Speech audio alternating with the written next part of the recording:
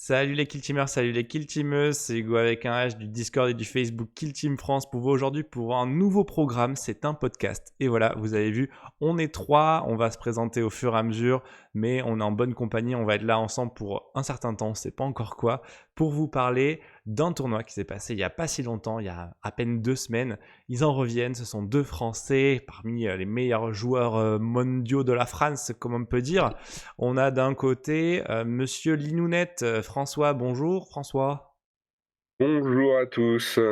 Et on a aussi Monsieur Rémi H. Reaper, bonjour Rémi. Bonjour à tous.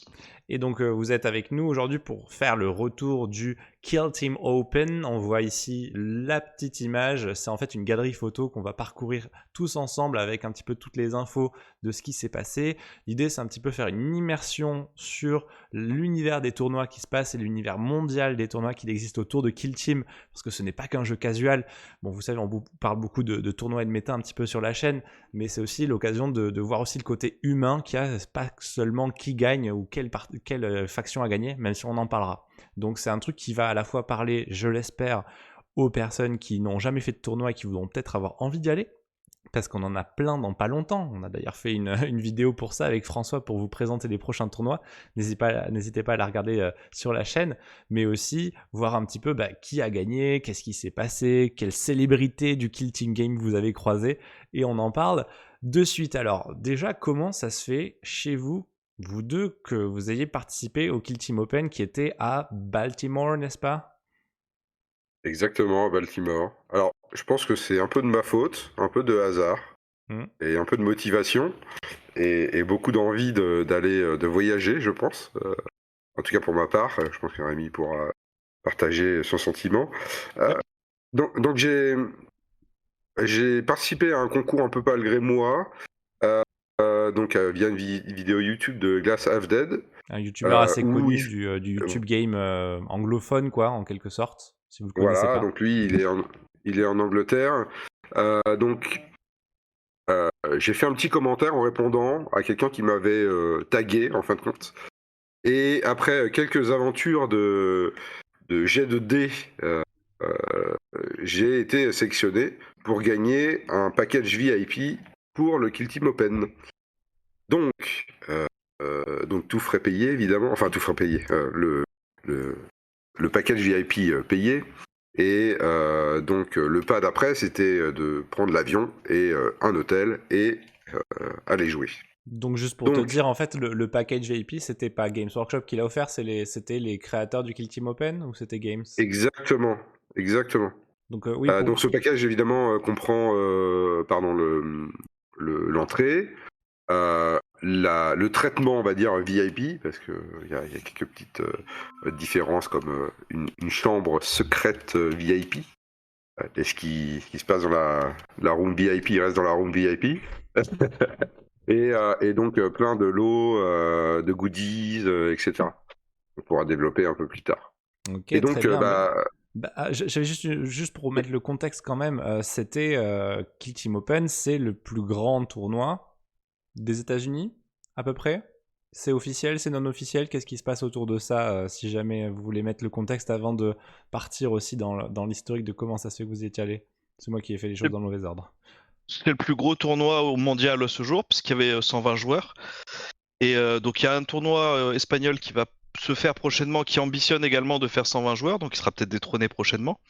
Et c'était pas un Mhm. tournoi organisé par Games Workshop, c'est vraiment un tournoi organisé par des Américains qui ont l'habitude d'organiser pas mal de tournois. C'est la 2e édition, euh, donc qui se faisait, comme tu l'as dit, cette année à Baltimore.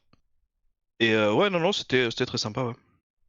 Très bien. Et donc là, c'était un peu l'origin story de François. Je t'ai coupé, mais du coup, donc t'as eu ton pack VIP, tu t'es motivé, t'as dit vas-y, je prends l'avion, je prends l'hôtel, et ensuite. et ensuite, surtout, j'ai pensé tout de suite à Rémi. C'est-à-dire que Rémi, c'est quand même notre globetrotter Kill Team France. Donc, Bah ouais. je me suis dit, bon, on avait déjà parlé précédemment de se dire, tiens, ce serait bien qu'on aille plusieurs à un tournoi à l'étranger. Pour l'expérience, je pense que Rémi, lui, a une très grosse expérience d'aller jouer en dehors de nos frontières. Et, Et du coup, bon, on s'est motivé et pour y aller, vise l'expérience clairement à deux. C'est plus sympa de Et toute façon. franchement, voilà, exactement. Et toi, Rémi, du coup, quand on parle de Globetrotter, toi, t'as fait combien de tournois à l'étranger déjà? Pour le raconter à nos Hmm, auditeurs qui vont du coup apprendre à vous connaître, vous, des joueurs qui vous baladez. J'ai dû faire 3 tournois à Londres, enfin en Angleterre, plus celui-là, c'est le 4e tournoi, je crois que je fais à l'étranger. D'accord, ok, cool. 3 en Angleterre et un aux États-Unis. Eh ben, très bien. Bah, si vous voulez, on peut aller un petit peu voir les premières photos. Là, les auditeurs nous écoutent, mais ils veulent peut-être voir un peu ce qui s'est passé. Là, on est dans un très beau manoir, on dirait. C'était dans Baltimore même, c'était à côté. C'était comment ça? C'est juste à la sortie de la ville en fait. Donc c'est ce qui s'appelle l'Overhills Mansion. C'est une maison qui est allouée pour des grands événements, surtout pour des mariages. Donc c'est une maison typique américaine qu'on peut avoir Ah l'habitude ouais. de voir. Donc les grosses maisons avec de très grandes pièces et qui étaient largement suffisantes pour accueillir l'ensemble des joueurs. Un préau où on peut descendre en voiture sans se mouiller, quoi. T'imagines avec des colonnes en néoclassique. C'est hyper victorien, ouais, en effet, ça c'est clair. Exactement, ouais, tout à fait. Ouais. Trop cool. Bon, là, on voit quelques petites photos pour vous donner un petit aperçu, mais il y avait tout plein de trophées, il y avait des pièces remplies de tables de Kill Team, il y avait des dotations, il y avait un petit concours de peinture, il y a des magnifiques murs Into the Dark qui sont là. Ça, c'était cool quand même. Ah, donc tu C'était assez facile d'y aller là-bas à Baltimore? Alors c'était pas forcément dans Baltimore, on était dans une espèce de zone un petit peu industrielle qui était juste à côté de l'aéroport. Et le lieu du tournoi était à quoi 10 minutes à peu près en voiture des différents hôtels. Donc ouais, c'était assez proche de là où on était, ça faisait pas beaucoup de trajet. Et du coup, puisque tu parlais justement des décors Kill Team, faut quand même préciser que c'est un tournoi qui est un peu spécifique, Et puisque ouais. le tournoi s'est déroulé entièrement en format Into the Dark. Et ouais, que du dans le noir. Bon, ça devait être bien sombre à l'intérieur, mais ça va sur les photos, on voit bien. Et du coup, je pense qu'un jour, on fera quand même un podcast pour vous dire, est-ce que Into the Dark dans le noir, c'est vraiment meilleur que Kill Team dehors ou en open, comme on dit? Je pense que vous aurez peut-être quelques éléments de réponse la description du tournoi. Là, on voit quelques images en plus, on voit quelques belles teams. Si vous voyez la vôtre, hein, vous n'hésitez pas à m'arrêter, mais c'est juste pour vous donner quelques petites images. Là, on voit qu'il y a du monde hein, quand même. Oh là là. C'est Là, ça, donc ça va on est sur le premier jour, là, du coup. c'est les 2 jours en fait, parce que donc le tournoi se faisait sur le week-end, samedi et dimanche. Mhm. Donc avec François, on est arrivé le vendredi. On est reparti le lundi, histoire de pas trop subir la fatigue quand même. Et du coup, il y avait 3 pièces. Donc là, vous avez les 2 photos du haut, c'est les 2 pièces principales où il y avait le tournoi Kill Team. Et il y avait une 3e pièce qui était en extérieur sous une tente, Ok. chauffée parce qu'on est aux États-Unis quand même, qui du coup était là pour le narratif, parce qu'effectivement c'était 120 joueurs, mais il n'y avait pas 120 joueurs qui jouaient en compétitif, il y avait 86 joueurs en compétitif et le reste en narratif. D'accord, ouais. Bah tiens, tant qu'on y est, je sais qu'on avait discuté de ça, Rémi, hein, quand on s'était vu, mais est-ce que tu peux nous raconter rapidement qu'est-ce que ça veut dire qu'un tournoi narratif alors? Qu'est-ce que c'est?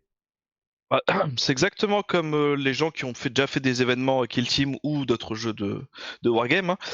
C'est la même chose, c'est-à-dire que vous allez enchaîner plusieurs parties contre plusieurs adversaires différents, sauf que là, vous avez on va dire un enrobage autour, vous avez un scénario sur l'ensemble des parties, avec des événements qui vont arriver ponctuellement, et ça se base sur les règles narratives de Kill Team qui sont très bien, ce qui fait que c'est un événement qui est assez sympathique et je pense très différent du compétitif justement. Donc j'ai Donc, jamais eu l'occasion de faire un tournoi narratif, mais c'est quelque chose que j'ambitionne de faire, ouais. Donc en fait, on va avoir nos agents qui vont gagner de l'expérience au fur et à mesure des kills. On fait notre petite checklist avec telle personne a tué tel truc, a fait telle action de mission. Et du coup, au fur et à mesure des parties, il va gagner de l'expérience. Et du coup, on va choisir quelques petits bonus qu'il va avoir dans les tableurs de factions ou de spécialisme. Et donc là, après, ils deviennent de plus en plus forts, quoi. Exactement ça. Ok. Voilà. Et après, tu as des petits scénars en plus, comme par exemple des personnages non joueurs qui apparaissent sur le terrain Quoi? Il y avait ça? et que tu dois gérer. Comme Ouais. par exemple, il y a un des scénars qu'ils ont fait, c'est que au tour 2, il y a des Gellerpox qui ont popé de chacun des côtés de la map. Et en plus de gérer le joueur que tu as en face de toi, il faut gérer les personnages non joueurs. Donc les Gellerpox qui viennent pour te évidemment génial. te tuer. Hein. Ça me fait penser aux Voilà, vidéos donc des de petits- GNFN Gaming où on a des très jolis rapports de bataille narratifs et par exemple il y a un Dreadnought qui se réveille et du coup il tire sur le plus proche, des trucs comme ça, c'est trop cool. Voilà, c'était exactement ça. Voilà. Ah bah Donc, génial, en bon tout bah cas, vraiment le narratif quoi. vu de l'extérieur, ça avait l'air super fun. Euh, À ils vivre. ont l'air d'avoir vraiment apprécié les scénars, la manière dont c'était. Évidemment, les parties sont beaucoup plus longues aussi. Ouais, tu m'étonnes.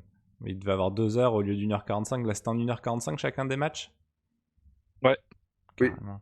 Et là, il y a quand même du monde. Hein. La grande pièce, elle devait être bien bruyante quand même au bout d'un moment. Il y a... Ça allait, c'est vrai qu'il y avait beaucoup de bruit au début des games, tant que tout le monde s'installe. Puis après, ça se lissait un petit peu, parce que bah, les games se terminaient, donc ça libérait de la place et ça permettait d'atténuer un petit peu le bruit. Mais ça, moi j'ai pas eu de problème, je sais pas François, ton ressenti. Non, ça va. C'est pas ça qui m'a gêné. Mais Là- non, c'était oui. Globalement, tout le monde est très prévenant, bienveillant. Bon, certains essaient de gratter un peu de place à droite à gauche, mais on arrive toujours à se à se mettre d'accord. Là, on voit qu'il y a quand même Non, des tables où effectivement, le il y a bruit besoin était pas d'avoir la place. forcément. Là. Pardon, excuse-moi. Ça manque un peu de place, là, on voit sur les tables. Hein. Ah, puisque tu l'abordes, c'était un des reproches qu'on faisait effectivement, c'est qu'au niveau des tables, t'avais assez peu de place pour poser tes affaires en dehors du plateau de jeu. Ouais, c'est clair, là. Hein. Ça allait parce que tous les joueurs, comme disait François, étaient disciplinés et que ça posait pas de problème. Mais c'est vrai que voilà, c'est le point regrettable. Il y avait quand même encore de la place et les tables auraient pu être un peu plus espacées. Mais ça ça n'a pas gêné absolument le déroulé du tournoi, quoi. Oui. Et il y a une autre chose aussi, je trouve, qui manquait, c'est des pistes de dés. Aussi petites qu'elles soient-ils. Moi, j'ai fait 2 parties, je crois, sans piste de dés. Donc, j'ai utilisé le couvercle de ma boîte en fer On connaît. pour le faire. Et bon, moi, j'aime bien quand il y a Un une vrai piste truc de en dés à côté, dur, quoi. plutôt cool et tout. Bon, tu peux Voilà, utiliser j'aime une de bien tes ça. salles Into the Dark où il y a personne pour pouvoir les lancer dedans, mais c'est pas vraiment le but, quoi. C'est un peu dommage. Cool. Là, on commence à être dans le luxe, là. Ouais, carrément. Je sais que Rémi, toi, t'as prévu une petite liste des choses à dire. Est-ce qu'on a à peu près abordé certains sujets ou est-ce que on continue les photos? Est-ce qu'il manque des choses Non, non, là sur les photos, c'est très bien en fait, parce que là on le fait un peu dans l'ordre, il n'y a pas de souci. Donc 120 joueurs, majorité d'Américains quand même. Vous Que êtes... des Américains. Il n'y avait pas beaucoup Il y avait pas un d'Espagnols? Canadien? Ah si, il y a peut-être quelques Canadiens, ouais. Peut-être un, mais je suis même pas sûr. Pour moi, les 3 seuls étrangers, c'était Glass Half Dead qui était présent, qui était donc anglais, et nous deux qui étaient français. Ah bah, comme quoi, France deuxième meilleure représentation dans un tournoi américain, c'est cool. Donc beaucoup de monsieur, mais je vois une madame aussi. Il y avait quelques Il y filles, on avait. dirait. Oui, il y en avait. Trop cool. Bon, mais comme quoi, ça se diversifie légèrement. Le Wargame, c'est cool. Ça fait plaisir que Kill Team puisse faire partie de ça. On a quelques joueurs. Là, je voyais qu'il y avait un pull Kill Team, donc c'est quelqu'un qui avait le pull de son équipe. Ça, c'est stylé, Alors ça. il y avait Alors, plusieurs teams effectivement qui étaient représentés, ouais. voilà. Alors, lui, bon, on va le découvrir plus tard, mais un personnage important de ce tournoi. Et notamment, il était accompagné par son fils qui avait la même tenue. Donc, je Oh, pense que c'est une équipe père-fils. Hein. stylé. Je confirme. Pour l'avoir, parce qu'il était VIP, lui, il avait pris un package VIP, et donc on a pris le shuttle quelques fois ensemble, parce qu'il y a un shuttle VIP, hein, comme le Ah vendredi ouais. soir, il y avait un dîner en fait avec toutes les personnes qui avaient pris un package VIP, avec les organisateurs de tournoi. C'était vraiment très sympa. Ça a permis de briser la glace, Ah, c'est trop qu'on se bien. présente un peu, etc. Et oui, un petit groupe, ça Voilà, aide aussi. voilà, exactement. Donc c'était vraiment sympa. Et donc, Mais c'est un personnage important, ce monsieur. ok, très bien. Et donc, vous étiez combien en VIP là, juste pour avoir la crème de la crème des infos et vous avez mangé quoi? Histoire d'être dans l'anecdote la On plus totale. était. Alors, ceux qui sont venus, en tout cas, on était à peu près une dizaine. Mais je pense qu'il y avait beaucoup plus de personnes qui avaient pris des packages VIP. Et on a dîné façon tacos. Donc, un des tournois des Théo est cuisinier. Et il a fait à manger pour nous. Ah Voilà. ouais, Et stylé. c'était très bien. Pour les US, c'était très bien comme Magnifique. nourriture. Là, on voit qu'il y a un stand où, il me semble, c'est là où les games étaient filmés pour être streamés en direct. Exactement. Donc, c'est qui s'est occupé du stream? Là, je crois que c'est une personne de Command Point qui est ici qui joue. En fait, là, il y avait plusieurs personnes qui tournaient. Glass Half Dead était là notamment pour faire le cast de certaines parties. Mhm. Il y avait des gens de Common Point qui s'occupaient effectivement de la régie et de filmer et de commenter les games. Et après, il y avait pas mal, ils essayaient de mettre pas mal de gens différents pour la team filmée. Carrément. Là, je sais plus si c'est Ryan qu'on voit là, Ryan Ou l'autre. ou l'autre, je me rappelle Bon, on plus. les croisera, Ryan, on les Ryan, croisera c'est en peut-être le photo. barbu et lui, c'est ah zut, j'ai pas le nom. On les verra en photo. Là, Pas on le voit nom, pardon. quelques photos des Veteran Guardsmen. Là, on va rentrer dans un peu des photos pléthoriques. Tiens, qu'est-ce que c'était? C'était hébergé par une boutique ou est-ce qu'il y avait une boutique sur Pas du place? tout. Il y avait effectivement plusieurs petits stands. Wow, Donc sympa. là, on attaque le pavillon qui est à l'extérieur. Donc là, le temps de chauffer. Mhm. Il y avait quelques stands qui étaient disponibles. Donc une boutique qui a fait le déplacement. Des t-shirts, notamment des t-shirts de l'événement, ce qui est sympa pour amener des petits souvenirs. Trop cool. C'était des t-shirts style Warhammer ou juste Kill Team Open et c'était tout ou il y avait autre chose? Alors, il y avait un t-shirt Kill Team Open. Et après, c'est des t-shirts un peu génériques où tu peux trouver plusieurs designs différents. Ok, j'espère qu'ils ont fait leur petit sous-sous. Il y avait voilà, en effet une boutique avec pas mal de Kill Team justement. Très bien achalandé, ouais, beaucoup de Kill Team. Il n'y a pas que, parce qu'il y avait aussi du Games et du Hors Games. Mhm. Donc il y avait de quoi se faire plaisir si les gens voulaient acheter 2-3 trucs derrière, donc c'est toujours sympathique. Pas mal. Et est-ce que ça, par exemple, c'est les dotations ou c'était aussi un vendeur? Ça, c'est le vendeur. Ok, Oui. très bien. Magnifique. Bon, on va Et continuer là, tu un vois petit la peu. partie narrative. Ah, ok, ouais. Donc, eux, ils avaient la tente chauffée, la partie narrative. C'est ça, exactement. Très Et là, bien. tu avais les dotations. Les deux tables que tu vois tout en haut, là, ça, c'est les prix pour toutes les récompenses qu'il y avait dans le tournoi. Bon, histoire de se rincer les yeux, on voit ici un boarding actions. J'imagine qu'il y a quelques boîtes de kill team, de factions unitaires. Qu'est-ce qu'il y avait Oui. d'autre? Il y avait une boîte. Sacoche. Il y Transport. avait des choses qui étaient à gagner aussi sur une espèce de tombola. Ok. On voit la Oui. boîte Horus Heresy, par exemple, Yes. qui était à gagner. Sinon, non, en général, les joueurs ils repartaient avec des boîtes Kill Team, il y avait Il y a un des Morok. accessoires de modeling, voilà, donc il y a pas mal de choses. Ok. Il y a un Morok, un Nexus Paria, peut-être à gagner. Oui. Et Le Morok était dans la tombola aussi. magnifique. Bon, c'est vrai que Morok, il n'y a pas grand monde qui l'a acheté. Il y en a encore 4 à Trollune à Lyon. Donc on continue. Il y avait aussi de quoi manger. Waouh, il y avait un breakfast. Incroyable. Ouais, il y avait un traiteur en fait, donc ça c'est le traiteur qui est employé par le site, qui proposait du coup des formules le matin, et ensuite on avait formule le midi et le soir, sachant que le ticket d'entrée au tournoi comprenait un repas inclus, c'est le repas du samedi soir. Ok, après le reste, tu faisais ce que tu voulais. Tu pouvais aller manger soit dehors. Je suis pas sûr qu'il y ait grand chose dehors. Soit tu ramenais ta popote. Mais disons que nous on n'avait pas de voiture, donc forcément Ouais, c'est un peu compliqué. ça Mais aide si pas. t'avais une voiture, ouais, tu peux rouler un petit peu et trouver des trucs à côté, ouais. Donc au final, vous avez tout fait chez le Traitor et c'est le Traitor Space Marines pour le coup, pour de vrai. Ouais, c'était très très bien, y a pas de souci. Hop là, magnifique. Alors on continue un petit peu. Bon, vous m'arrêtez si vous voyez des trucs un peu étonnants. Monsieur à barbe, il y a des légionnaires. Il y a- C'est joli ça. C'était un vitrail Kill Team KTC. Qu'est-ce que Ouais, c'était ça, ça? je l'avais pas vu, toi. Tiens, C'est un des joueurs qui avait ça. cool. Là, il y a quelques Donc là, petits dioramas aussi. C'est beau ça pour présenter ta Kill Team et la ramener d'un socle à l'autre. C'est quand même très beau. Enfin, donc ça c'était pas les lancer kill l'autre. teams qui étaient joués, ça c'était les figurines pour le concours de peinture. D'accord, ok. Avec Donc les gens ramenaient. notamment les Gearbox qu'on voit derrière qui ont gagné le premier prix. Eh ben Et magnifique. qui Bon, sont ben, magnifiques. on s'y attarde un petit peu. Ouais, ils ont fait un petit diorama et eux, ils ont joué aussi sur place. Non, non, alors du coup, les teams qu'on voit là, en fait, les figurines qu'on voit là n'étaient pas jouées. C'est-à-dire qu'en fait, le samedi, les gens posaient leurs figurines. Hmm. Et samedi, dimanche, en fait, elles étaient évaluées. Donc il y avait le vote du public et il y avait le vote d'un jury derrière. Avec, Charmant. euh, je sais plus le nom en anglais de la team en fait qui fait des podcasts justement sur tout ce qui est peinture, etc. Ok. Une team assez connue aux États-Unis. En français, ça serait écouter la peinture séchée ou un truc comme ça. La traduction littérale. Euh, et donc effectivement, ce sont eux qui jugeaient les figurines et les figurines étaient relativement magnifiques.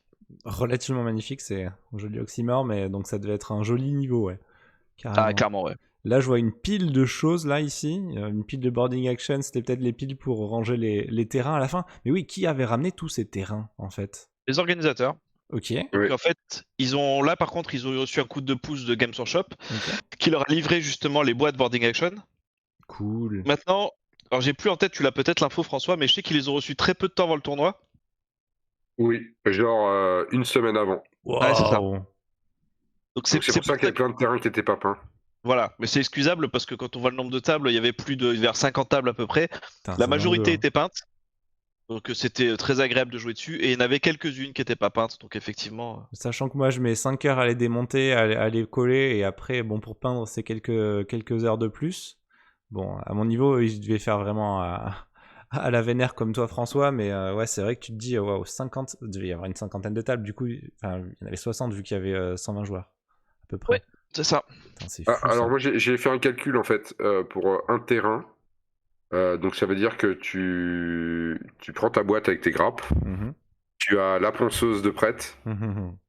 tu as la bombe de sous-couche ou ton aéro de prêt, et l'objectif c'est de faire un zénithal 3 couleurs, d'accord? Donc ma détail, tu peux compter environ 3 heures.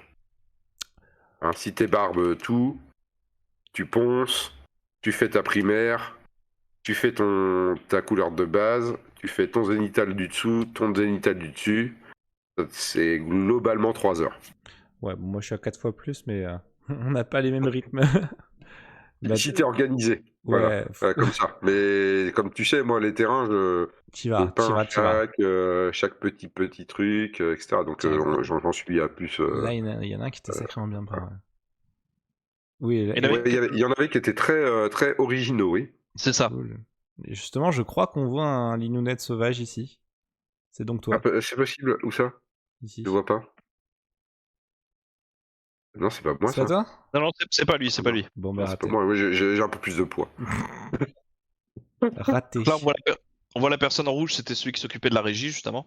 Ouais. Qui est Nice. Kill Team Stream. Hein. Ouais, ok, ouais, Ouais, Kill Team Stream. Donc c'est lui aussi qui fait des petits packs de missions où vous pouvez adapter certains modes de jeu, genre Arena, je crois qu'il a fait un truc pour jouer en Arena dans la V actuelle, là, la version Oui, actuelle. Une exactement. madame, Très des sympa. Franchement, les messieurs. Théo étaient vraiment adorables. Ah. Euh, Vraiment très disponibles. Ah, ils étaient combien les Théo sur place? Oui, il y avait 5 Théo. ouais, c'est ce que j'allais dire, ouais. Et donc c'est eux qui répondent en fait. Bon, Théo c'est Tournament Organizer et ensuite c'est eux qui répondent à des questions, c'est eux qui vont organiser des choses qui vont un peu rythmer la soirée. Qu'est-ce qui va se passer avec ça du coup, avec leur rôle dans le tournoi? En fait, il y Alors, avait cinq juges, entre guillemets, pour l'événement, avec un juge principal. Mhm. Donc la plupart tournaient dans la pièce, répondaient aux questions plutôt basiques. Dès qu'ils avaient un doute, ils allaient voir le juge responsable, le juge référent, pour pouvoir trancher effectivement sur les questions un peu plus pointues. Et ça c'est une question qui m'y fait penser. Il y avait quel niveau général par rapport à Kill Team dans ce tournoi? C'était assez varié, parce qu'en fait, il y avait un peu, comme il y a beaucoup de monde, hein, c'est logique, hein, il y avait pas mal de gens qui débutaient, moi je suis tombé sur des personnes, c'est la première partie de Kill Team. Ouf, ok. Donc c'était vraiment assez varié, ça allait de la personne qui avait jamais fait de Kill Team à des gens qui avaient quand même l'habitude. Maintenant, les gens que j'ai affrontés moi, je laisserai François après s'exprimer, effectivement, le niveau était un peu moins fort que ce que j'ai pu rencontrer, que ce soit en France ou en Angleterre par exemple. Ah ouais, même en France alors, waouh. Parce qu'il y a quand même beaucoup de joueurs de Kill Team aux États-Unis. Après, c'est vrai qu'ils sont peut-être plus dispatchés. Mais bon, c'est vrai que c'est cool de savoir qu'en France, on n'est pas des méritants. D'ailleurs, Je dis justement, je vais me permettre de faire un timecode ici. Et en fait, on va raconter un peu comment s'est passé le tournoi en termes d'organisation de parties. C'est quoi en fait un petit peu le déroulé. Et j'ai cru comprendre qu'il y avait des histoires de rondes un peu particulières aussi. Il y a un chat aussi qui arrive. c'est ça. Donc en fait, le tournoi se faisait sur 2 jours. Donc le premier jour, c'était en ronde suisse. Donc on a fait 4 parties. À l'issue de ces 4 parties, il y a un classement général qui a été établi. Et les joueurs étaient répartis par groupe de 10 qui donnaient des brackets. Donc ça fait autant de petits tournois en fait qu'il y avait de poules. Donc il y avait 10 tournois différents. 10 tournois, Et donc 10 tournois de 10 ou 10 tournois de combien de personnes? alors 10 tournois de 10 pour la majorité. À la fin, ils étaient plutôt 8 pour essayer de rééquilibrer sur les groupes. Ok. Et le principe, c'était que le deuxième jour, les gens en fait s'affrontaient au sein de ce bracket. Et il y avait autant de chances de gagner qu'il y avait de brackets. Donc il y avait 10 gagnants à la fin. Et bracket en français, c'est poule, c'est ça? Parce qu'il y a une poule, ouais. Ok. Donc à partir de là, donc on a le premier jour, on fait le tournoi contre n'importe quelle personne, on est en ronde suisse, après on est affilié à une poule, et ensuite on fait notre ronde suisse dans la poule. C'est ça. Donc le grand gagnant, entre guillemets, c'est le vainqueur du premier bracket. Mhm. Et ensuite, il y avait des récompenses pour l'ensemble des vainqueurs de chaque bracket, une récompense pour le dernier. Donc c'était quand même assez sympathique et ça fait pas mal de récompenses, sachant que les 10 premiers, donc c'est les participants du premier bracket, étaient tous récompensés également. Donc ça faisait vraiment beaucoup de vainqueurs, quoi. Si je compte rapidement, ça fait un peu moins d'une trentaine, quoi. Vu que tu as les 10 premiers, Voilà, puis après tu as le premier et le dernier de chaque. C'est ça. Apparemment, j'ai discuté avec pas mal de joueurs qui jouent à 40 000. C'est un format qui se fait assez fréquemment pour 40 000. Qui a ses avantages et ses inconvénients. L'avantage principal, c'est que ça fidélise les joueurs. Et même quelqu'un qui fait une mauvaise performance le jour 1, il sait qu'il a potentiellement des chances de faire quelque chose le jour 2. Ouais, ça donne pas envie de se barrer de suite, quoi. Voilà, parce qu'il faut bien imaginer qu'il y a des joueurs qui étaient locaux, donc qui habitaient pas très loin, et qui forcément pouvaient se dire bah oui, j'ai perdu mes premières games premier jour, j'ai aucun intérêt à rester, je peux rentrer chez moi. Ça va, il n'y a pas eu trop d'abandon en cours, quoi. Très peu. Et les abandons qu'il y a eu, c'était vraiment parce qu'ils avaient des raisons familiales ou personnelles de devoir partir. C'est pas des gens qui en ont eu marre et qui sont partis, quoi. Ouais. Bah, très bien, Et magnifique. voilà, ça c'était l'avantage principal. L'inconvénient, par contre, c'est que le deuxième jour, par exemple, on peut faire un très bon score et on sait qu'on sera bloqué dans son bracket. Donc c'est quelqu'un qui sera dans le bracket 2 ou 3, par exemple, même s'il termine premier, au niveau du classement général, il pourra pas aller au-delà de la place, par exemple, 30 ou 40, parce qu'il pourra pas monter plus haut. C'est un peu ce que tu m'avais dit la dernière fois, c'est un peu rageant. Et bon, tant qu'on y est, on va peut-être parler de votre résultat. Après, on parlera de votre parcours, mais votre résultat, alors, à chacun d'entre vous, qu'est-ce qui s'est passé? François. Alors moi, ce qui s'est passé, c'est que je me suis pris 2 teams intercessors qui, d'habitude, me posent pas spécialement de problème, mais... Ah oui, t'as joué quoi? T'as joué quoi? Et Rémi aussi, t'as joué quoi? Ah oui, c'est vrai qu'on n'est pas parti de la base, quoi. J'ai joué à Navy à Breacher, donc c'est plutôt une team pas mal contre intercessors. Il y a tous les outils pour tuer, pour rush, pour défendre. Donc je me rappelle plus ma première game d'ailleurs. On va pas faire tout le parcours, mais on va juste dire c'était quoi ton classement? T'as fini quel pool et quelle donc place? j'ai fini 48e, classement général. Ok, 48e, okay, avec 4 wins, 4 loses. Ok, la belle moyenne. Et toi, Ouais, Rémi? pas très belle, c'était horrible au niveau des dés, mais c'était vraiment... J'ai eu un combo intercesseur et la map là où il y a une grande salle, je me rappelle plus quel numéro c'est. Celle qu'on voit, non? Pas en haut à gauche, là? Non, c'est pas celle-là. Non, celle-là, j'aurais vraiment adoré parce que vraiment celle-là, je la connais très bien et je pense que le gars n'a pas eu trop de chance. C'est une grande salle en fait qui est un peu qui a un genre de décroché à un moment en bas. On la verra peut-être au fur et à mesure des voilà. maths, quoi. Et donc je suis tombé 2 fois intercesseur, 2 fois sur cette map et c'est la map où honnêtement je la gère pas super bien contre intercesseur. Et donc j'étais un peu dégoûté, notamment une partie là, il y a 3 intercesseurs à 3 PV. Donc T2, hein, donc ça veut dire que j'en sors 3 T1. Hein. Donc j'en sors 3 T1.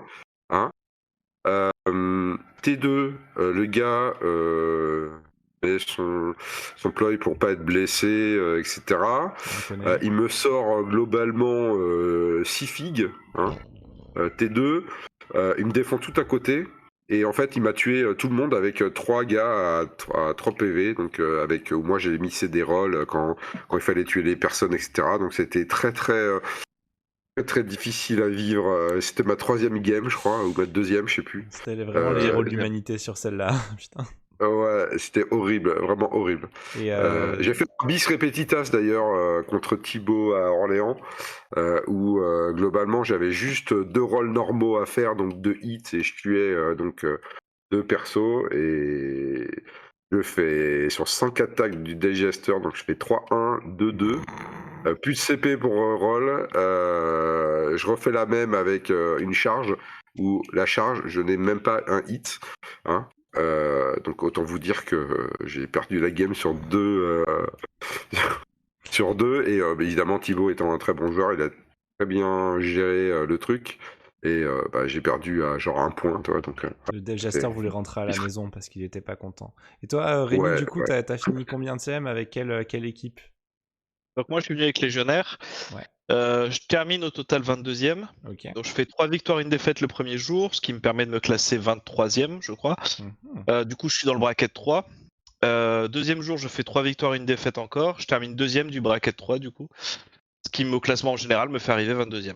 Oui, voilà, parce qu'en fait, il y a quand même les personnes du bracket 1 qui finiront toujours entre 1 et 10 dans cette histoire. Quoi qu'il arrive, c'est-à-dire que la personne qui a tout perdu le deuxième jour, il sait qu'il terminera 10e du classement général. Ouais, c'est à la fois un peu injuste, à la fois, bon, c'est un concept, quoi. C'est pas encore pondéré entre le jour 1 et le jour 2, cette histoire. Le problème qu'il y avait, c'est surtout par rapport au nombre de joueurs. Faut comprendre que j'étais peut-être un des derniers joueurs à 3 victoires et 1 défaite le premier jour. J'étais dans le 23e. Il y en avait peut-être encore un ou deux derrière moi et encore, c'était pas dit. Donc on voit qu'il y a quand même une grosse répartition des joueurs qui ont le même niveau, qui sont répartis sur 3 brackets différents. Ah ouais. Donc c'est vrai que c'est compliqué, parce que sinon il a fallu faire un tournoi sur 3 jours ou faire 5 rondes, ce qui vraiment était fatigant pour le premier jour. Ouais, tu m'étonnes. Donc je regrette rien au niveau du format. Je le découvrais, donc c'est vrai que voilà, j'ai pas de souci. Maintenant, je peux comprendre, effectivement, j'ai vu pas mal de joueurs 40K qui s'en plaignaient. Je peux comprendre pourquoi les gens peuvent s'en plaindre, ça peut être un peu frustrant. Moi de mon côté, ça va, je me suis pas plaint, j'ai fait plus que ce que je voulais, donc c'est parfait. Et du coup, Moi, j'ai fait moins que ce que je voulais. ouais, bah ça m'étonne Mais pas. c'était On t'a vu rager sur c'était Discord. quand même. On t'a vu rager sur Voilà. Discord sur ça, ouais. De toute façon, on va Voilà. faire un peu en détail en fin de podcast un peu ce qui s'est passé contre chacun. Bon, parce que là, les gens sont peut-être encore un peu motivés, en train de peindre leurs figurines et tout. Et on verra avec les derniers démotivés pour vous raconter chaque game de chacun. On verra le temps que ça nous prend. Là, on va revenir un petit peu sur les photos. C'est quand même stylé. On a des tapis fluo en fait. Il y avait de la lumière noire, il y avait des tapis fluo avec des figues fluo, c'est ça? Alors en fait, c'est Oui. ça. Donc comme je l'expliquais, c'est un tournoi qui se faisait en 2 jours, avec Mhm. 2 événements principaux. Et le samedi soir, il y avait le choix entre soit faire une after party, donc c'est des parties libres, ce qu'ils appelaient after dark, donc avec des formats assez sympathiques, avec ceux qui peignaient en fluo avec la lumière noire qui permettait de les faire ressortir, ceux qui venaient avec des Vraiment dans le figurines noir, là. géantes pour pouvoir jouer. Donc voilà, c'est quelque chose de plutôt fun. Soit il y avait la possibilité de faire un atelier peinture auquel notre camarade a assisté. Je lui laisse la parole. Oui, alors, moi j'ai eu l'occasion donc de faire comment ça s'appelle? Comment on pourrait dire? Un Une atelier. masterclass, Ouais. voilà, une masterclass comme ça s'appelle, sur les bases. Donc, Basis, des comment socles. bien, voilà, des socles. Comment mettre en valeur une figurine avec un socle. Donc Ok. en fait, il y a une grande partie théorique. Alors j'avouerais que la partie théorique, c'était un peu Contraste. dur de rester devant un PowerPoint avec un décalage horaire, le voyage dans les pattes et tout, c'était un peu dur. Mais en tout cas, il expliquait par exemple le tiers, l'histoire des tiers, l'histoire des triangles en fait, etc. couleurs, De ouais. comment en fait tu ramènes le socle vers la figurine, etc. Ah, Donc il y joli. avait toute une partie théorique. Et à un moment, bah forcément, quand tu fais de la théorie, bah faut Faut de la appliquer pratique. Cool. la pratique. Donc on a fait j'ai fait un beau socle, bien tout monté, tout le monde était content à l'américaine, tout le monde s'applaudit à la fin et tout, c'était parfait. Amazing. Voilà. Voilà, donc c'était vraiment super sympa. Et donc il y avait un truc que j'ai loupé, il y avait une masterclass peinture que je voulais faire, mais je sais pas ce que j'ai fait. J'ai fait mon bavard et du coup j'ai loupé le truc. Le but de bavard. Alors du coup là on est aussi sur avec Chris Baki qu'on voit avec Glass of Dead. Ils ont record un stream qui était C'est d'ailleurs ça. une très très belle vidéo. Je vous propose d'aller la voir sur Glass of Dead. C'était Hierotech Circle contre les Kazarkin et en fait ils ont réussi à faire le rapport de bataille en 7 minutes. Et par contre, la vidéo dure une demi-heure, donc ils ont dit de la merde. Non, ils ont vraiment fait le pre-talk et le post-talk, donc la pré-discussion et l'avant et l'après, quoi. Et la vidéo dure en fait une demi-heure de discussion et de bonnes blagues. Et Chris Baki a l'air d'être très drôle aussi comme personne, si vous êtes Oui. assez anglophone, donc c'était vraiment super. Donc là, ils étaient dans Kill Team After Dark, et donc on est vraiment, vraiment into the dark, vraiment, quoi. C'est un joli setting quand même, hein. Ça donne envie, hein. J'espère que vous êtes là pour avoir envie et qu'on a envie d'avoir un peu ça en France. Je sais pas si, François, tu nous prépares une soirée Into the Dark et non plus en France, mais ça donne envie.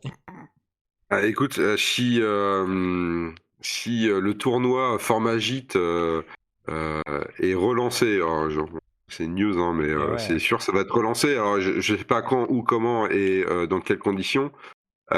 Mais en tout cas, effectivement, c'était l'intention au dernier tournoi de faire des soirées, notamment le vendredi soir, parce que vu qu'on ouvre le tournoi à partir du vendredi 16-17 heures, pour tous ceux qui sont des globetrotters ou qui viennent de loin puissent avoir le temps de venir sans se presser, posé, ouais. etc. Voilà, se poser, etc. Donc effectivement, il y avait le welcoming avec 20 fromages, et Ça, c'était puis chez toi. Non, ça c'était Ah. dans le gîte, directement. Oui, D'accord, pardon, parce ça c'était que... le tournoi que tu as fait, c'était pas aux États-Unis le vin fromage, hein, qu'on ne déroute pas Non, les non, non, gens. bien évidemment. C'était en novembre dernier, c'est ça? Voilà, c'était en novembre dernier. D'ailleurs, Rémi est venu. L'idée, c'était le soir, d'offrir la possibilité de jouer. Notamment certains qui n'avaient pas spécialement joué ITD se sont Pour apprendre, se sont occupés le vendredi soir à jouer sur ITD pour pour faire au moins une apprendre. partie. ITD, c'est dans le noir, on le rappelle encore Et toujours. dans le noir, oui, pardon. Je vois encore Euh, quelques petites figurines là. Il y avait un concours de peinture aussi de figurines uniques, on dirait. Alors, si tu remontes un tout petit peu, Ouais. voilà, tu verras l'équipe Les en fait de trophées. peintres.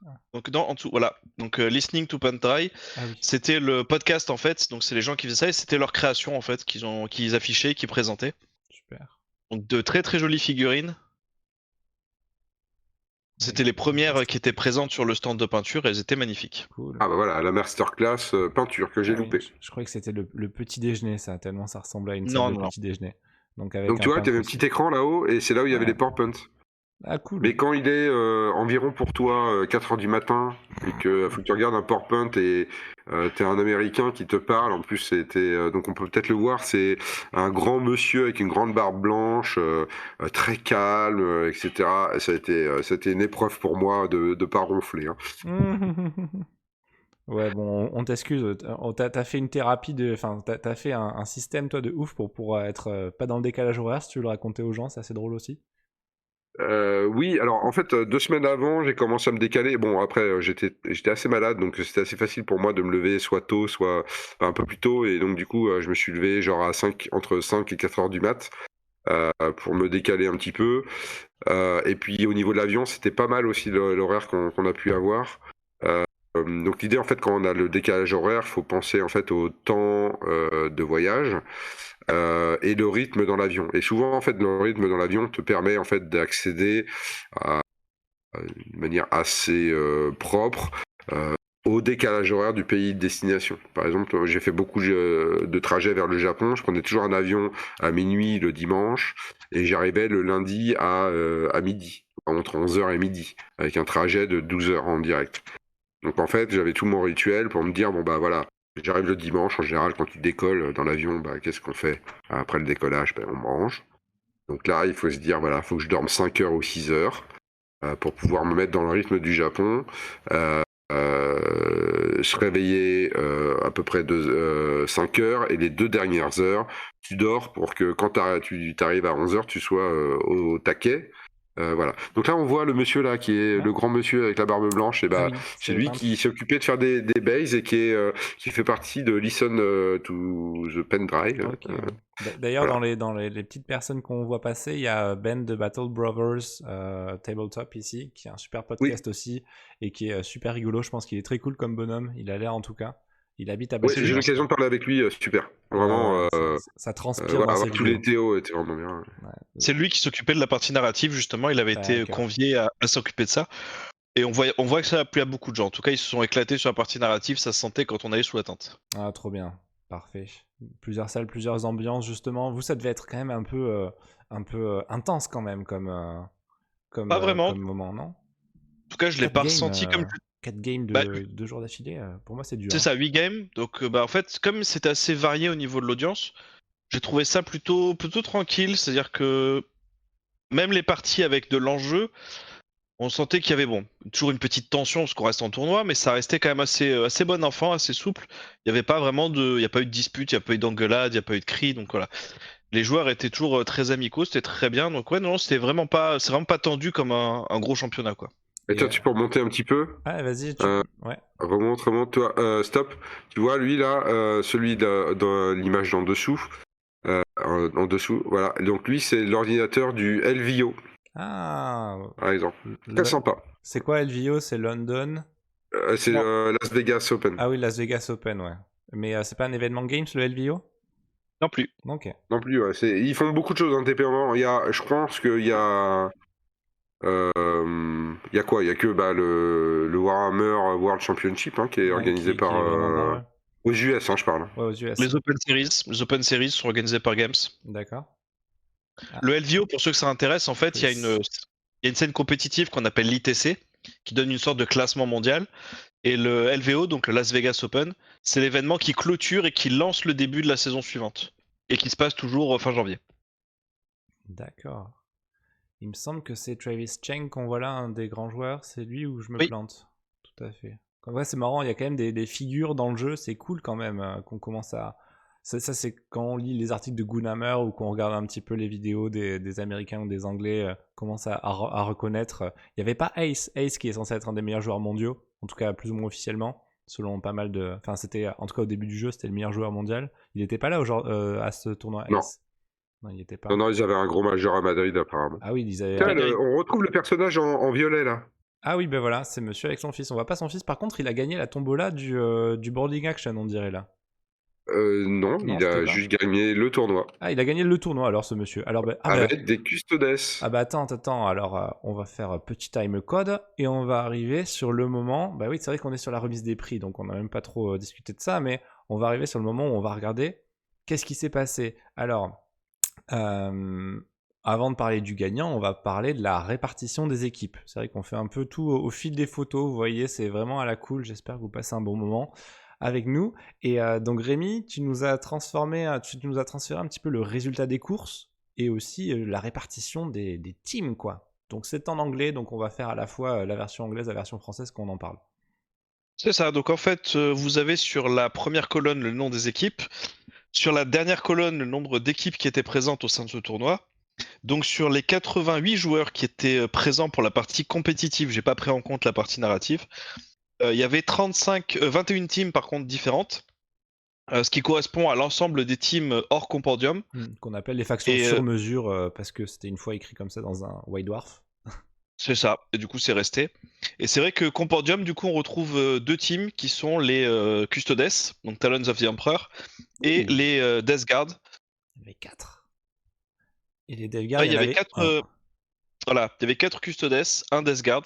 On voit que donc l'ensemble des teams étaient représentés, ce qui fait plaisir. Ouais, des teams sur mesure, justement. Il n'y avait qu'un C'est seul ça, Croûte, Force Stalker. C'est les Croûtes, là, les Force Stalker. Il n'y avait qu'un seul. Que 2 c'est ça. commandos. Joueur qui était joueur débutant d'ailleurs, Kout, qui était très très sympathique. J'ai eu l'occasion de discuter pas mal avec lui.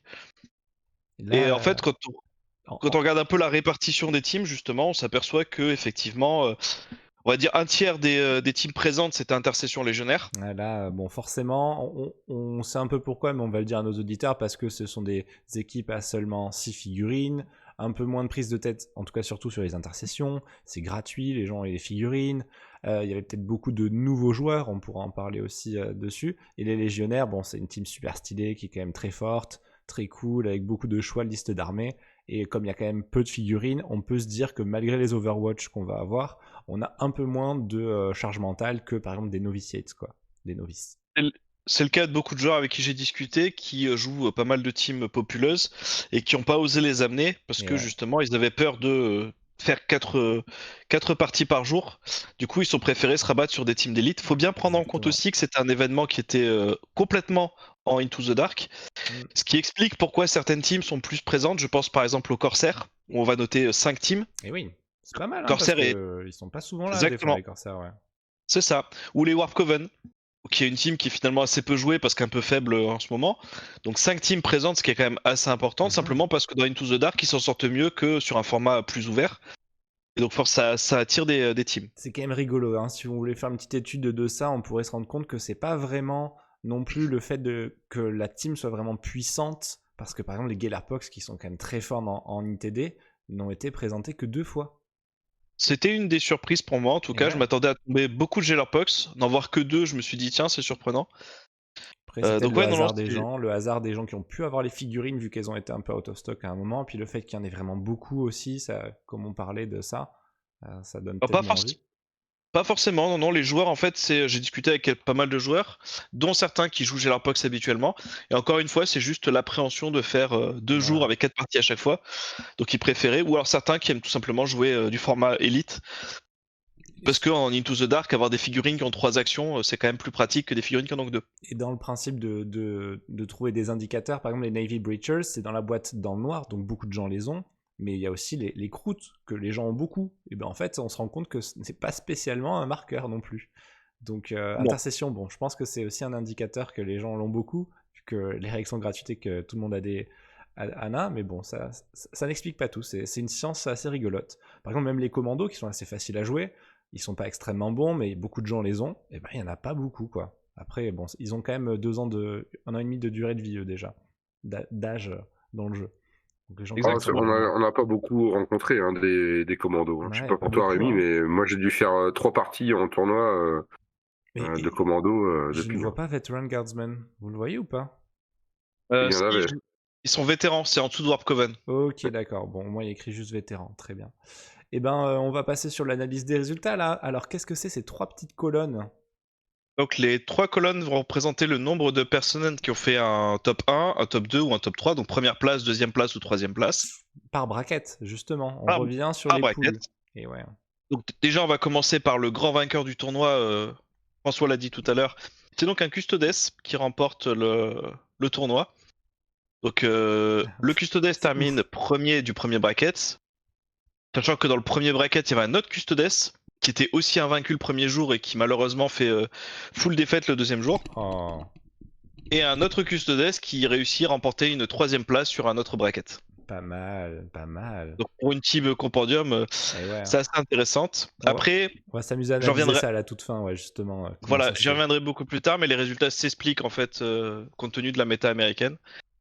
Ensuite, on pourrait se dire que Intercession Légionnaire, qui représentait un tiers de la présence, allait truster un petit peu les places, et pas du tout. On s'aperçoit que ceux qui s'en sortent le mieux finalement ce sont les Navy Breachers, Et ouais. avec 2 premières places, une deuxième place et une troisième place pour seulement 9 joueurs.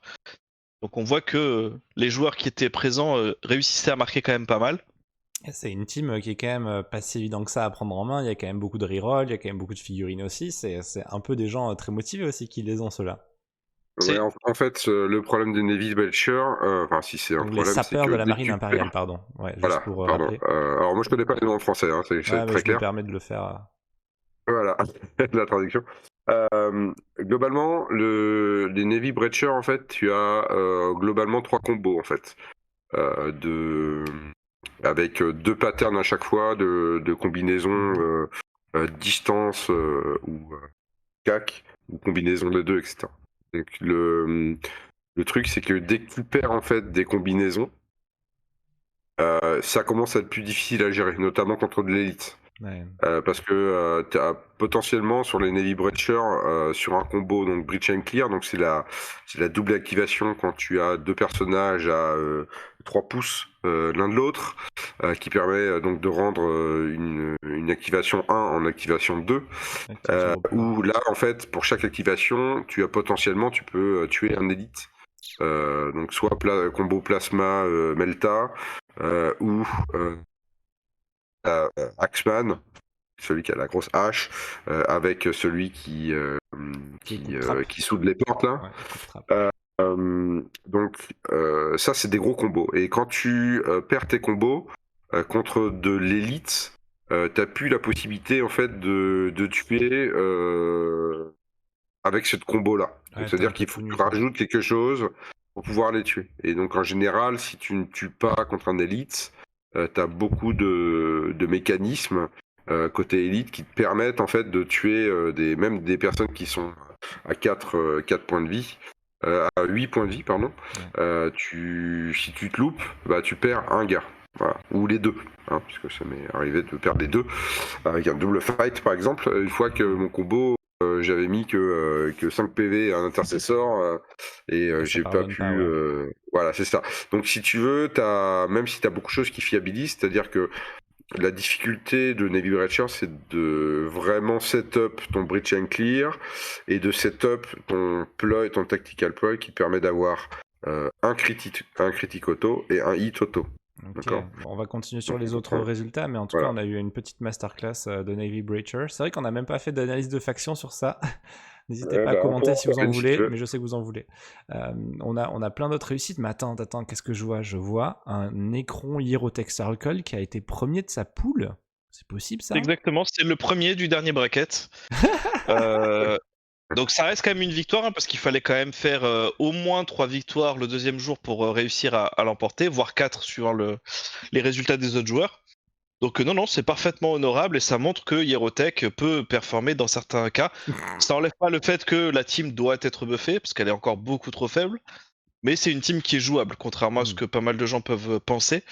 Donc ceux qui veulent la jouer pour s'amuser peuvent le faire, juste prendre en compte le fait qu'elle sera pas forcément évidente à jouer et qu'elle peut se montrer un peu faible parfois contre d'autres teams un peu trop fortes. Et ouais, et par exemple aussi les Star Striders, donc nos Elusian, les corps stellaires d'Elucia, qui ont eu récemment un gros buff et qui étaient censés être des thrusters, enfin censés être les meilleurs de la méta, quoi. Au final, ils ont gagné un bracket, et c'est tout. Alors ils seront pas les meilleurs de la méta, c'est juste qu'ils seront très bons en open. Par contre en ITD, leur force est beaucoup moins importante. Hmm. Ceux qui vont truster la méta, on les voit, hein, c'est troisième ligne, hein, c'est les Navy Breachers. Mhm. Et ça s'explique parfaitement, parce qu'ils seront aussi forts en open qu'en ITD. Ça, c'est vrai que c'est assez balèze. Et puis les Geller Pox aussi sont assez hauts, il me semble, en ce moment. En open, ils sont très très forts. En ITD, ils sont forts également. Le truc, c'est que les joueurs commencent à savoir les affronter, savoir les jouer. Mais ouais. Du coup, il y a des combos qui permettent de le faire. Et encore une fois, ces résultats s'expliquent par la méta américaine, qui est un peu particulière. Donc la Qu'est-ce que méta, c'est que la méta l'environnement de jeu. américaine, ouais. Voilà, et c'est déjà ils ont une tendance à jouer qui est beaucoup plus agressive que ce que j'ai pu voir en France ou en Angleterre. Donc ils font pas du tout droit pour autant, hein, attention, ils jouent sérieusement. Mais c'est vrai qu'ils jouent des teams qui sont plus axés sur le kill que sur la prise d'objectif. Et en plus de ça, ils vont avoir tendance à sortir des compositions d'armées qu'on ne voit pas forcément, D'accord. euh, qui vont contrer certaines teams, notamment Gellerpox, avec par exemple les légionnaires qui jouaient la marque de Slanesh Et pour oui, pouvoir mettre du stun, donc de l'étourdissant. Donc c'est vrai qu'en fait, en je l'ai voyant fait ça, hier. voilà, on se rend compte que ils ont une façon de jouer qui est un petit peu différente, dans un environnement qui est différent de ce que nous on a l'habitude de voir, ce qui explique justement la présence ou l'absence de certaines teams. Eh ben, très bien. Bon, en tout cas, on a fait un long moment là-dessus. J'espère que les gens ont quand même apprécié le petit débrief là sur tout le tournoi. Et je crois qu'on était au bout des photos d'ailleurs. Waouh, on est au bout des photos. Donc, Exactement. je sais pas si vous avez. Bah, sinon, on avait les photos d'avant de l'ancienne version, de l'ancienne édition. Je sais pas si vous avez quoi que ce soit à rajouter sur le tournoi en général avant qu'on parle un petit peu de votre parcours. Je pense qu'il nous reste à peu près 5-10 minutes de podcast là-dessus. J'ai pas exactement l'heure, mais bon voilà. N'hésitez pas à me dire peut-être des choses sur l'orga ou vous avez parlé à Glass of Dead, vous avez parlé à des célébrités, des trucs comme ça. On a mangé avec Glass of Dead. Ouh là Oui. là. Hein. Alors il vous a fait Voilà. des double hello et des circle hello de la vraie vie. Non, très sympathique, c'est vrai, c'est le dimanche midi, on a pu manger avec lui, très sympathique, hyper chaleureux. Il prend le temps de discuter avec tout le monde. Moi, j'avais déjà eu l'occasion de le croiser justement au Warhammer World lors d'un tournoi où il était venu juste se balader. Mhm. C'est vrai que voilà, on voit qu'il reconnaît les gens, il va vers les gens, il discute. Donc voilà, c'est quelqu'un de très agréable. Ouais, ça De a manière l'air. générale, les Américains qui étaient présents sont toujours très chaleureux. Ils sont assez ouverts, ils veulent discuter. Dès qu'on leur dit en plus qu'on vient de loin, qu'on est étranger, ils veulent d'autant plus savoir ce Ouais. qu'on fait là, comment on est venu, etc. Donc non, très très sympathique à ce niveau-là. Et une petite anecdote, il y a le cuistot qui est venu me voir pour me demander si ce qu'il y avait à manger était bon. Et quand je dis Oh. oui, c'était bon, il a dit ah, je suis content parce que Et lui, il est l'univers français, français. c'est voilà. Ce qu'il savait pas, c'est que tu me mentais. Non, je déconne. Non, non, Non, les j'étais très repas étaient bons. pris. Ah. Oui, dans le repas, non, là, c'était bien. C'était toujours un peu mexicain, toi, ou un peu asiatique, mais Tacos. Bah, de toute façon, c'était les tacos de faction, c'est ça que vous avez choisi. C'est ça. exactement. Voilà. Critical Tacops. Mais On- on voyait que c'était un traiteur quand même. C'est-à-dire que c'est pas ce qu'on pourrait s'attendre d'un tournoi avec de la fast-food ou autre. La nourriture était de qualité, le prix était correct et c'était super agréable. Eh bah, très C'était bien. cuisiné sur place, hein. Il y avait la cuisine derrière et tout. Hein. Ouais. Ah ouais, trop cool. Donc on félicite vraiment les cuistodes, pour de vrai. Exactement. Allez, magnifique. Alors maintenant, on va parler peut-être de ce que vous en tirez comme enseignement et peut-être que par là même, on peut parler de votre parcours, en effet. Alors bah, François, toi, tu étais motivé pour nous raconter un peu tes games. Est-ce que tu peux nous dire un petit peu contre qui t'es tombé, un peu rapidement comme ça, sans faire le détail de chacun, pour voir un peu ton parcours? Parce qu'on a vu sur le Discord que tu avais posté des photos, que tu étais un peu tristouille de tes adversaires. Oui, oui. Alors, mon premier match, j'ai fait contre Liam, qui est un enfant, je pense, qui a entre 15 et 16 ans maximum, qui joue très très propre. Donc, il fait partie de la team. La plus grosse team qu'il y avait, c'était avec Baki, etc. Chris Donc, il Baki, est ouais. entraîné. Ouais, il était entraîné par la team là. Donc, j'ai leur box. Hmm. J'ai pas perdu de beaucoup, à un point, un truc comme ça. J'ai surtout réussi à faire un peu le ménage, etc. Donc après, il s'est retranché avec ses Hulk, etc. Donc il a très bien joué en défensif, en fait. Hein. Il m'a empêché de scorer une TACOPS, etc. Donc c'était une bonne stratégie. Ouais, il a fini pas mal. Hein. Il était dans les 30 premiers, hein, le petit. Hein. C'est comme la terreur de Strasbourg qui était aussi assez bien placé. Voilà, un peu. Un des petits genoux qui Exactement. était Donc venu. voilà, en termes de strat et tout, il avait pas de doute. Hein. Il a posé ses figues, il a fait ses moves, il n'y avait pas de doute là-dedans, etc. Donc ça c'est pas joué au dé, etc. C'est vraiment joué au blocage que peuvent faire les Gerard Box, t'enlever des attaques, etc. Donc c'était très bien contré. Comme ça, mon deuxième match, c'était contre je crois que c'était Warp Coven.